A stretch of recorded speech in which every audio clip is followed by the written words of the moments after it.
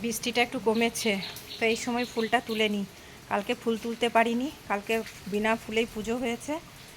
আজকে দেখছি যে ফুল কটা গাছে রয়েছে, এই সময় তুলে নিই, নাহলে আবার বৃষ্টি পড়বে। আর ওইদিকে মা ফুল তুলতে শুরু করে দিয়েছে, ওই যে মা ওইদিকে ফুল তুলছে। আর এই দিকটা প্রচণ্ড স্লিপ, এদিকটা আমি তুলে নিই। এই যে ফুল রয়েছে গাছে, এগুলো আমি তুলে নিই, তাহলে বৃষ্টি পড়লে আর তোলা যাবে না। ফুলটাকে তুলে নিই। আর এইদিকে দেখো উঠোনটা কি নোংরা হয়েছে, পাতায় ভরে গেছে একদম। এই সময় ঝাড়টাও দিয়ে নেবো, পরিষ্কার হয়ে যাবে উঠোনটা। নাহলে বৃষ্টি পড়লে আর উঠোন ঝাড় দিতে পারবো না। কালকে উঠোনটা ঝাড় দেওয়া হয়নি, পাতাতে একদম ভরে গেছে।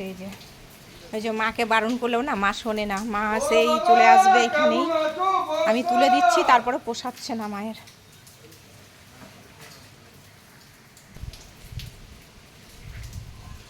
আর ভীষণ হাওয়া দিচ্ছে।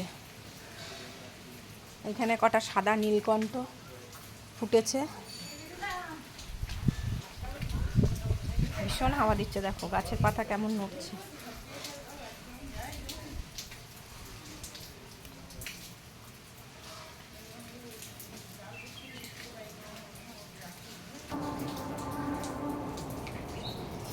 ওরে বাপরে, আর নেই আর নেই।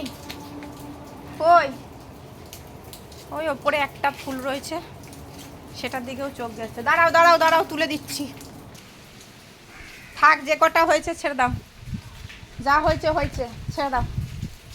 বেশি ফুল তুলতে হবে না, যে কটা আছে ওই কটা দিয়ে ঠাকুরকে পুজো দাও। এবার আমি উঠোনটা ঝাড় দেব, এত পাতা হয়ে গেছে না, ভীষণ নোংরা লাগছে, পরিষ্কার করতে হবে।